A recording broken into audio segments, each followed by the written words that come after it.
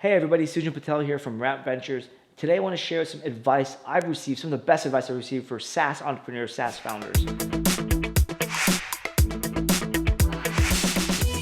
Let's jump into it. Number one, always be customer obsessed. You want to know what your customers feel, what other tools, other software, what else do they do around your software or their workflow? How many people do they have on the team? Are they the decision maker? So many things. You're not going to learn about this at day one. You're going to learn about this over time. You're going to fill in like the 100 questions you would ask them just over time, and actually write it down so that you can share this with new employees, new people that work on the product, your dev team, the people who are building the product. Number two, invest in process. Process is the single most important thing to keep your sanity as well as to scale without breaking things as often. Now, you're always going to break things, don't get me wrong. That's a sub lesson there. But invest in process so that your team can execute and repeat the same thing. So for example, a sales process, right? So what happens when a lead comes in? Salesperson one gets it versus salesperson two. Maybe there's big deals and small deals and one person gets the other. What's the process? What's the SOP, standard operating procedure? If you can make your whole company operationally efficient, you're going to save lots of time and actually be more successful because the salesperson or whoever is going to follow the right process and they're less likely to fail. Number three is to learn how to sell and how to recruit. In fact, it's almost the same thing where I think you're always selling as a SaaS founder, not necessarily selling your product, your company. I think you should hire as early as you can salespeople and marketing people. They're going to be better at selling than you can. But what I mean is you want to be able to put that charm on, right? You want to be able to use that selling technique to recruit new employees, sell those difficult customers. Maybe you're selling to get funding, right? Or maybe you want to sell your company. One way or another, you're going to have to learn how to sell.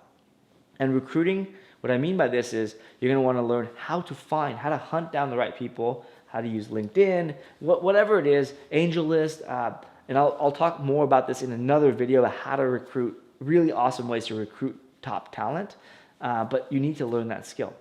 You need to also learn about management of teams and management of systems, right? So what I mean by this is a system like we use at our companies at Rat Ventures, we use EOS from the book Traction, Entrepreneurial Operating System. There's another one called Scale Up. But whatever the system or process you use to manage your team, your company, stick to it, have one. Right? So EOS has rocks, OKRs, objectives, and key results. Maybe you have KPIs, goals, whatever. You have three things you want to target for the quarter.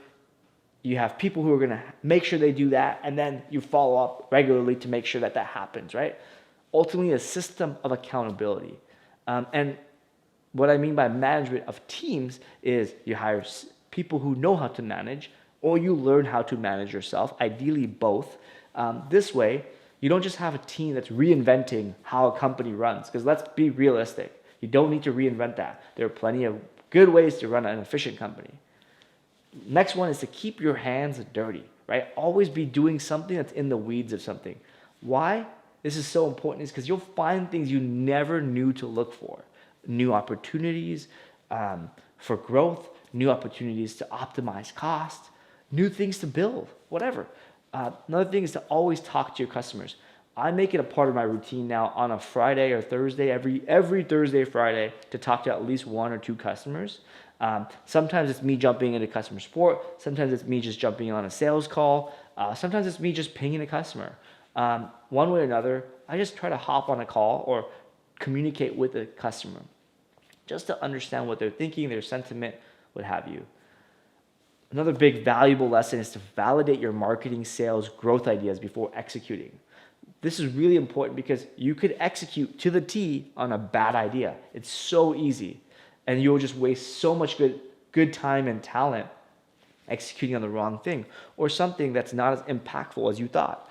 And you could easily validate this by just doing the math, right? So you want to do an affiliate, you want to launch an affiliate program, a referral program, cool. Where are you going to promote this thing? How many people would you think you're going to click it on it from wherever you promote it? Are you going to email your list? How many people will click on on that link? How many people will open your email, click on that? How many people will subscribe to joining that affiliate program? How many people, if those people that subscribe or apply, will be the right fit, and then how many of those will refer you customers, and how many customers do they refer you. By the time you do the math, that number might be 5, but it might take 5 months to do that thing to get 5 customers. Generally speaking, 5 months for 5 customers is not a good idea, depending on your LTV. But so just do the math, right? Because you could execute to the T and still be a bad idea. Another important lesson is that your product is the marketing.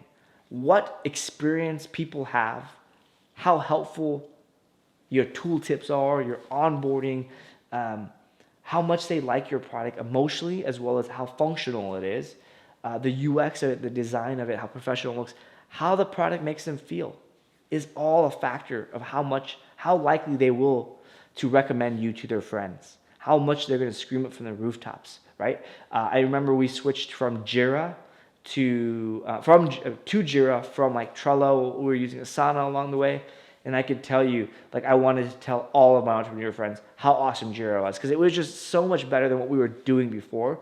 Part of this was our process and how we used Jira and how we were using Trello before this. But a part of it was just how much of those things Jira did. But ultimately, it was so good that I had to tell somebody.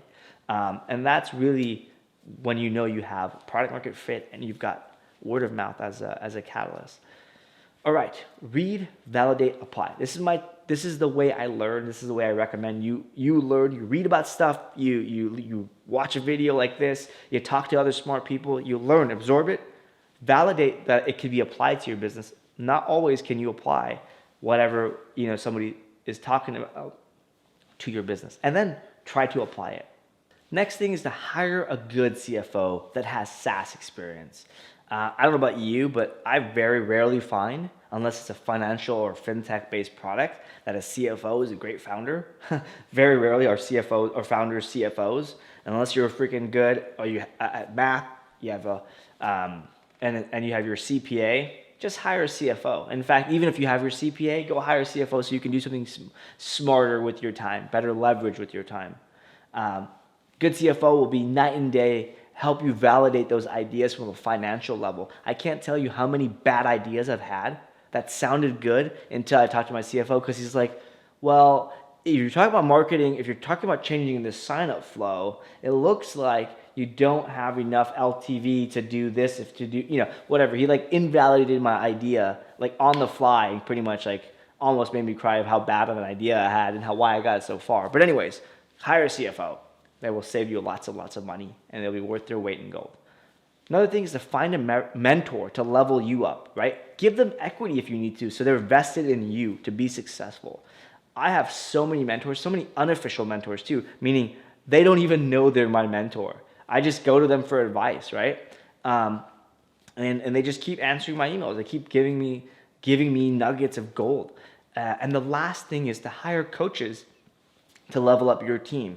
Coaches is the mentor your team needs. So at Mailshake and Rep Ventures, we have a coach for everything. We use Jay Barrows for sales coach. They help us on the tactical level. My head of sales has a coach, and his coach is to help him level up to be a sales manager, a sales executive. We have marketing consultants and marketing folks who can give us so many feedback. We have a customer success coach, customer support coach. We've got senior devs. Each dev has kind of a little bit of a mentor. So hire coaches to help level up your team. I can tell you these coaches charge anywhere between like maybe $100 an hour on the low end to maybe $500 or $1,000 on the high end. But the good thing is you only need 1 hour of their time, and you only need it maybe every few months or every few weeks, whatever it is. I know that we pay our sales coach hundreds of dollars, and we generate tens and hundreds of thousands of dollars out of that 1 or 2 hours that costs us hundreds of dollars a month. So worth their weight in gold again.